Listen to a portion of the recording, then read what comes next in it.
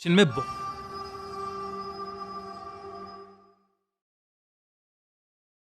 पिछले एपिसोड में आपने देखा कि बैरेक टाउन में रहने वाली एना नाम की एक लड़की पिछले कुछ महीनों से बहुत अजीब बर्ताव कर रही थी।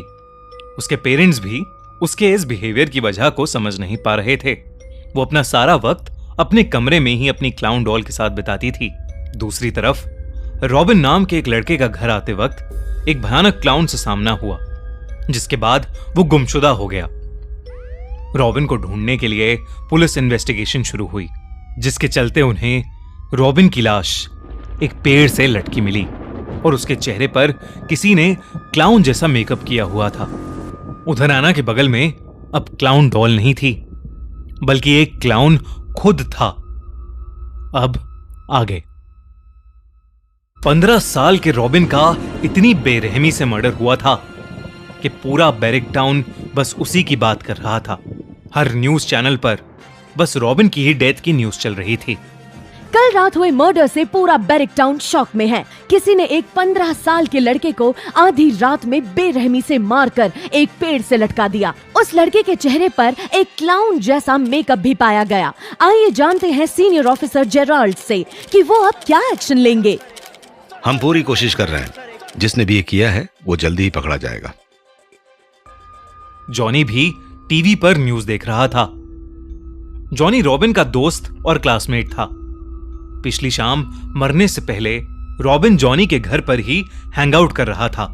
जॉनी भी रॉबिन की डेथ से घबराया पड़ा था। उसकी मॉम उसकी घबराहट को देखकर उसके पास आई और टीवी का चैनल चेंज कर दिया। बेटा, ये सब न्यूज देखना बंद कर। हम जरा रॉबिन के पेरेंट्स से मिलकर आ रहे हैं।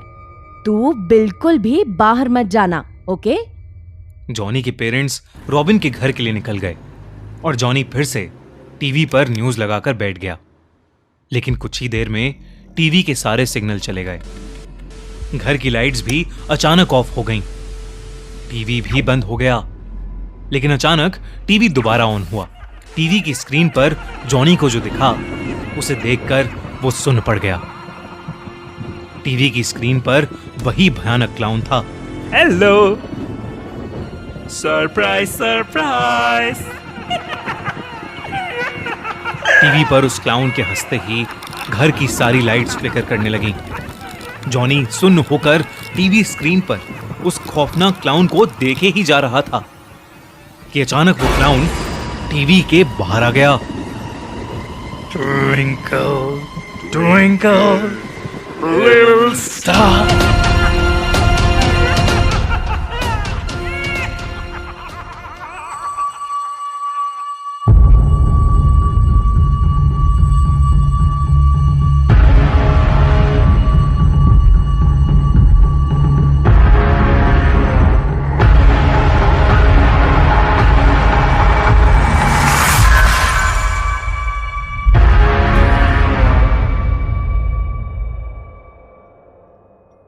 एना का घर अब भी सजा हुआ था। पिछले कुछ दिनों की तरह एना आज भी बड़ी मुश्किल से स्कूल गई थी।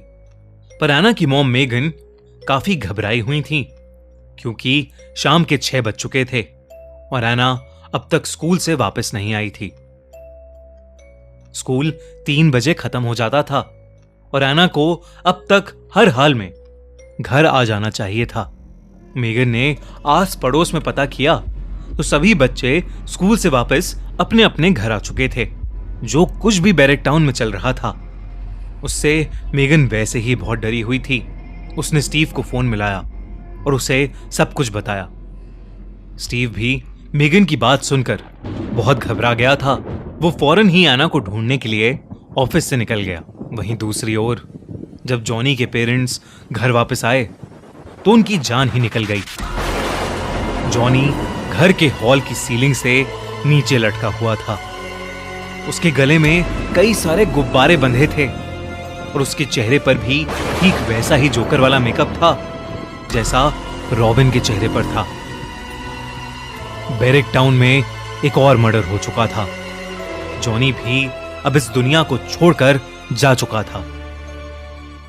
लेकिन बैरेक टाउन की पुलिस के हाथों अब तक एक भी सुराग नहीं लगा था।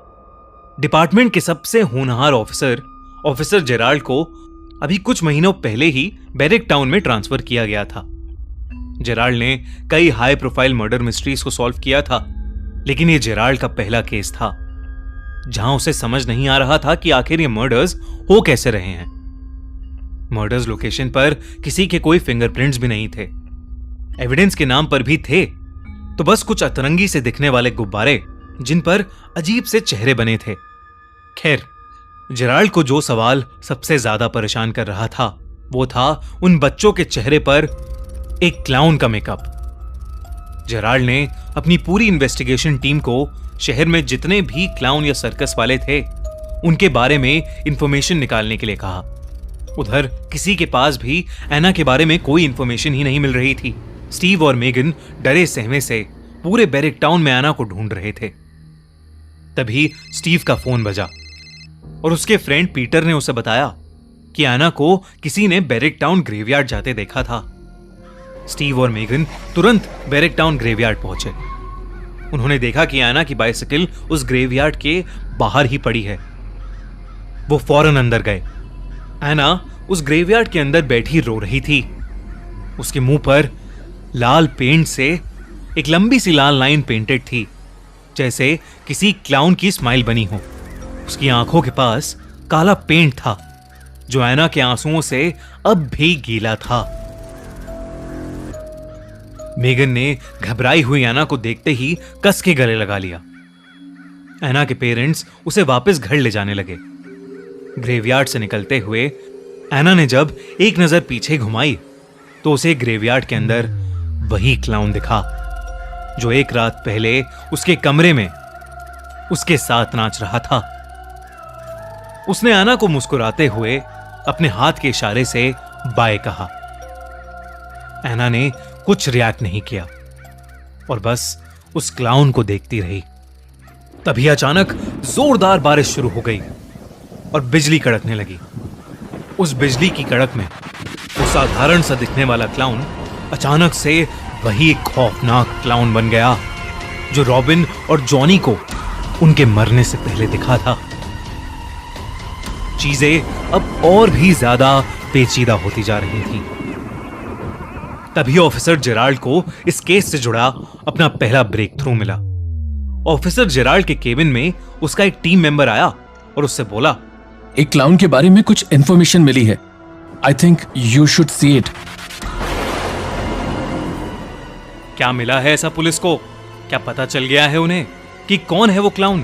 क्या वो क्लाउन ही लोगों के मर्डर्स कर रहा है या इसके पीछे कोई और ही राज छुपा है? और एना का इन सब में क्या रोल है? उसके साथ उस ग्रेवयार्ड में क्या हुआ? क्या एना का डॉल वाला क्लाउन और वो भयानक क्लाउन एक ही है?